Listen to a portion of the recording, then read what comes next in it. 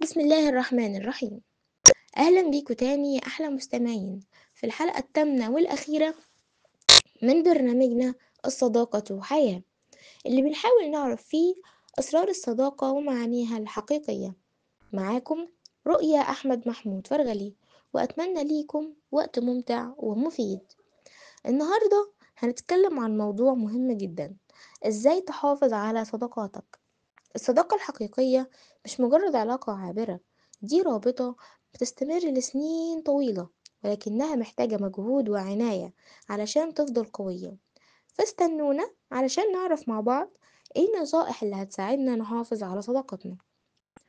الصداقة الحقيقية مش بتستمر من نفسها، دي محتاجة مجهود من الطرفين علشان تفضل قوية مع الوقت. الحياة بتكون مليانة مسؤوليات وضغوط، وده بيأثر على علاقتنا بصحابنا، ولكن الصداقة الحقيقية تستاهل المجهود، علشان هي اللي بتكون سندنا في الأوقات الصعبة، وهي اللي بتخلينا نحس إننا مش لوحدنا في الدنيا. عايز تحافظ على صداقاتك؟ خليك دايما حريص على النصايح دي. أولا، كن مستمعا جيدا. الصديق الحقيقي هو اللي بيعرف يسمعك لما تحتاج تتكلم. ثانيا، شارك اهتماماتك. لما تكونوا عندكم اهتمامات مشتركة، هتبقى الصداقة دي أقوى وممتعة أكتر. ثالثا، كن داعما. الصديق الحقيقي هو اللي بيشجع صاحبه دايما على تحقيق أحلامه. رابعا، تواصل باستمرار.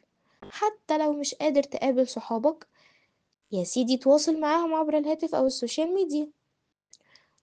وخليني دايما أقول، الصداقة الحقيقية محتاجة مجهود من الطرفين علشان تفضل قوية.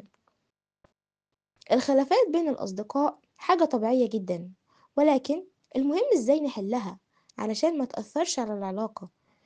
وعشان تحل الخلافات دي، أولا خليك صادق، قول لصاحبك ازاي انت حاسس من غير ما تهاجمه.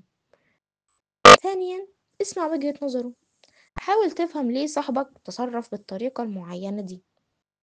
ثالثا، اعترف بغلطك. لو انت اللي غلطان، اعترف بغلطك واعتذر، مش هيقلل منك والله. في قصص كتيرة عن الصداقات استمرت لسنين طويلة، زي صداقة الفنانين عمر الشريف وفاتن حمامة اللي قدموا مع بعض أعمال فنية خالدة. وكمان صداقات بين أفراد عائلات أو زملاء دراسة اللي فضلوا أصدقاء لسنين طويلة رغم التحديات. القصص دي بتعلمنا إن الصداقة الحقيقية ممكن تعيش معانا طول العمر لو احنا حافظنا عليها.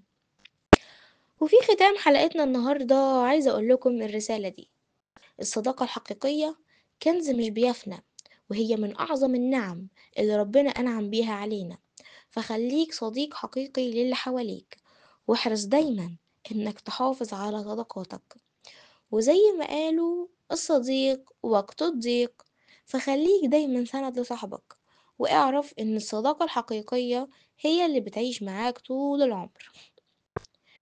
شكرا ليكم يا أحلى مستمعين على حسن استماعكم. ودي كانت الحلقة الأخيرة من برنامجنا الصداقة حياة، اللي حاولنا نعرف فيه أسرار الصداقة ومعانيها الحقيقية. ما تنسوش تشاركونا آرائكم وتجاربكم عن الصداقة على وسائل التواصل الاجتماعي بتاعة قناتنا. كانت معكم رؤيا أحمد محمود فرغلي. إلى لقاء قريب في برامج تانية، وربنا يحفظكم إن شاء الله.